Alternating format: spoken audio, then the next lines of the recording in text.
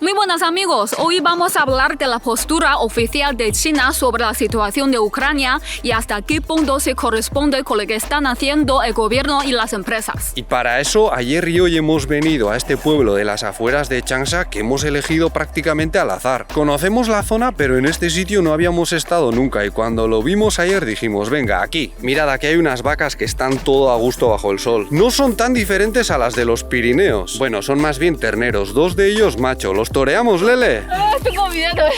La matadora de Oriente. A ver, ya sabemos que de lo que se dice a lo que se hace puede haber un buen trecho, pero con este país además sucede que lo que os llega a veces está traducido un poco así, no sé si me entendéis. Pasa un poco como con el eterno debate de si China es capitalista o comunista. Esto me lo han preguntado 1.000.000 de veces, pero en realidad basta con acudir a los medios del Estado para comprobar rápidamente que se definen a sí mismos como una economía de mercado orientada al socialismo. Yo no les voy a dar mucha publicidad porque en el fondo prácticamente compito con ellos. Pero aunque no te creas todo lo que dicen, es una buena manera de entender la información que les llega a los chinos. Y hasta cierto punto también su manera de pensar. Lo que pasa es que China de momento no está haciendo demasiado esfuerzo por influir en la opinión fuera de este país. Dentro de sus fronteras sí tienen mucho control, pero de cara al exterior yo creo que por ejemplo Rusia les saca mucha ventaja. Bueno, si os preguntáis por qué estamos caminando por el monte, es para llegar a este sitio tan bonito.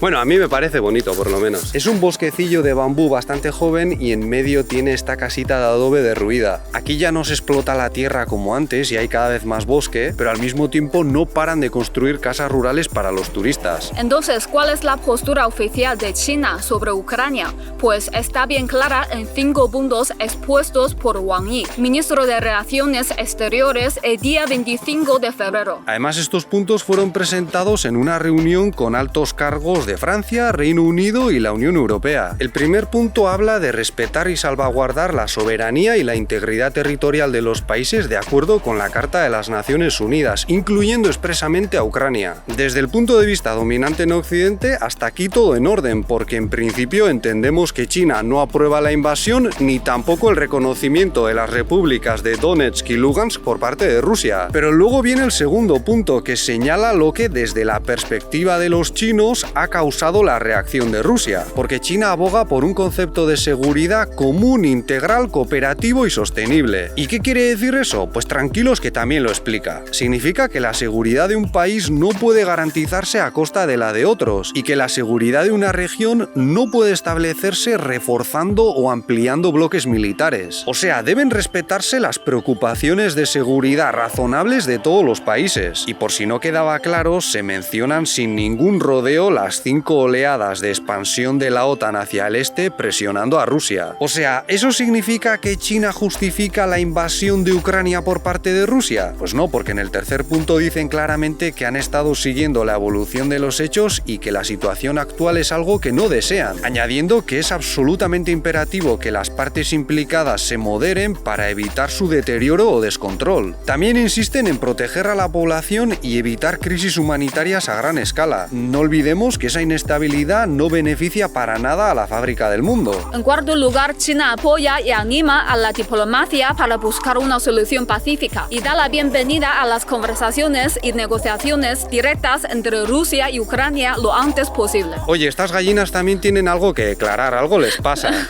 Igual también necesitan algún tipo de negociación con su dueño, no lo sé. Aquí añaden algo que ya os comentamos en el último vídeo en el que os ofrecimos la perspectiva dominante en este país sobre la cuestión de Taiwán, porque para China Ucrania debería ser un puente entre Oriente y Occidente y no un punto de choque entre sus principales potencias. Además, no olvidemos que China busca conectar Eurasia a través de los proyectos de infraestructura de la nueva ruta de la seda, con la construcción de vías de tren y autopistas por las que por supuesto también circularían sus productos. Ucrania es uno de los muchos países implicados en esos proyectos y el caos de la guerra, no solo allí sino también en buena parte de la zona de entrada a Europa, no es una buena noticia para China. Al final de este punto también se hace un llamamiento al diálogo entre Rusia y Europa para construir un mecanismo de seguridad equilibrado, eficaz y sostenible. En quinto lugar, China considera que el Consejo de Seguridad de la ONU debe jugar un papel constructivo en la resolución de la crisis de Ucrania, priorizando la paz y estabilidad regionales así como la seguridad de todos los países. Las medidas del Consejo de Seguridad deberían reducir la tensión en lugar de echar más leña al fuego, que es lo que estamos viendo ahora, ahora y abogar por una solución diplomática. Y por último, China reitera su oposición a las resoluciones que invocan el capítulo 7 de la Carta de las Naciones Unidas para autorizar el uso de la fuerza y las sanciones. En resumen, China está en contra de la invasión de Ucrania, pero señala la expansión de la OTAN contra Rusia como detonante de la crisis y no está a favor de medidas como las sanciones porque cree que empeoran la situación. A ver, esta es la postura oficial y a mí me parece que el gobierno, aunque no está mostrando una postura lo suficientemente tajante desde el punto de vista de las potencias occidentales, sí está dando pasos para buscar la paz. No va a obedecer a quienes prácticamente le ordenan que pare los pies a Rusia, pero está bastante claro que tampoco se está quedando de brazos cruzados. Ahora bien, algunas grandes empresas chinas han sido más atrevidas, en parte porque tienen más presión de los mercados occidentales. Por ejemplo, el día 21 de febrero, después de que Rusia reconociese a las dos repúblicas rebeldes de Ucrania, Didi, el Uber chino entre comillas, dijo que ya no iba a operar ni en Rusia ni en Kazajistán, aunque 5 días después se retractó. Los internautas chinos han criticado mucho su actitud y parece que ha tenido mucho que ver en su cambio de opinión. Recordemos que hace no mucho Didi también se vio envuelto en un escándalo con el gobierno por cuestiones de privacidad y seguridad nacional, pero por lo visto Lenovo, la empresa china de ordenadores, ha ido todavía más allá y ha suspendido el envío de sus productos a Rusia. Aunque en China algunos consideran a esta empresa medio estadounidense porque se formó a través de la compra de parte de IBM. Y luego TikTok, debido a la petición de la Unión Europea, ha bloqueado los medios rusos RT y Sputnik. En China también se está hablando mucho de cómo algunos periodistas occidentales han preguntado a los portavoces del gobierno si van a presionar a empresas como Xiaomi o Huawei para que se sumen a las sanciones. Y su respuesta ha sido que China no aprueba ese tipo de medidas, pero ya veremos lo que pasa, porque sabemos que esto también supone mucha presión para esas empresas. Si no acceden, van a recibir muy mala publicidad en los mercados occidentales. Y la verdad es que estas cosas no se suelen exigir cuando los que invaden son otros. Los medios occidentales no parecen tan interesados en ejercer ese tipo de presión a las empresas de los Estados Unidos por sus aventuras, entre comillas, en países como Irak o Afganistán. Y esto la verdad es que apesta un poco a doble rasero.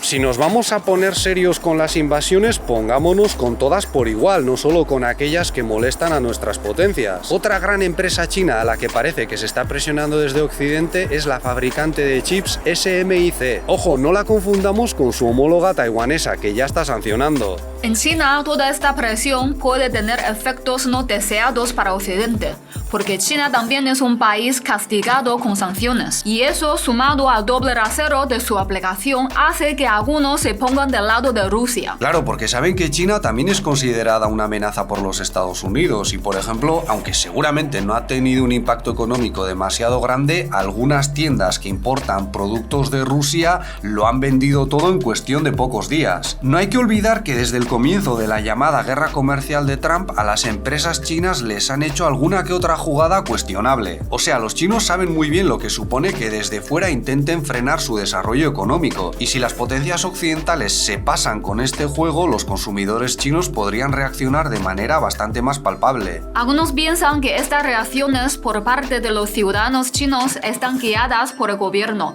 y en algunos casos es cierto, pero en muchos otros no. El nacionalismo chino a menudo sobrepasa las posturas del gobierno y puede llegar a ser bastante impredecible. En el internet de China también hay muchos trolls, no es un espacio completamente controlado por las autoridades como algunos piensan, y en cuestión de pocas horas se te puede formar un tsunami que acabe con la reputación de cualquiera, incluidas grandes empresas chinas o extranjeras. Aquí ya se están ridiculizando algunas de las sanciones contra Rusia, por ejemplo, aquellas que van contra artistas o incluso contra gatos, y hay quienes piensan que esto también nos podría pasar a los chinos. Al mismo tiempo, aunque también nos han llegado imágenes de estudiantes chinos en Ucrania llamando a la paz, las denuncias de racismo a la hora de salir de ese país han tenido un impacto bastante negativo. Y ayer las disculpas del ministro de Relaciones Exteriores de Ucrania llegaron al número 1 de la red social Weibo con muchísimas visitas y comentarios que les llamaban cosas no muy bonitas. Volviendo a una de las cuestiones de la postura oficial del país, entonces China denuncia las 5 oleadas de expansión de la OTAN contra Rusia, y lo hace porque aquí también ocurre algo similar, aunque no tan grave, con los intereses militares de los Estados Unidos en Corea del Sur o Taiwán, por poner un par de ejemplos. Los Estados Unidos difícilmente aceptarían algo así en sus narices, pero parece que China tiene que aguantar con ello. Por cierto, ayer mismo llegaron a Taiwán 5 exoficiales de defensa y seguridad del país norteamericano, y esto desde Occidente se interpreta como un signo de apoyo frente a China, pero desde aquí también resulta enervante porque no saben lo que están tramando y no les hace ninguna gracia que Taiwán compre más armas a los Estados Unidos o acoja a sus soldados. Esto lo deberíamos entender y deberíamos buscar soluciones pacíficas antes de que la situación se tense hasta el nivel de Ucrania. Muchos desde Occidente apoyan la independencia de Taiwán con argumentos válidos, pero si eso significa más presencia militar de los Estados Unidos, es una amenaza para China. Afortunadamente, ya os dijimos que hay muchas diferencias entre ambos conflictos y aquí de momento la cosa está mucho más tranquila. Tenemos que aprender cuanto antes de los errores que se están cometiendo en el otro extremo de Eurasia para que no se repitan aquí. Y a mí me parece que ahora mismo hay demasiada gente jaleando y echando más leña al fuego. Eso es todo por nuestra parte. Si este vídeo os ha parecido interesante, podéis darle un me gusta, suscribiros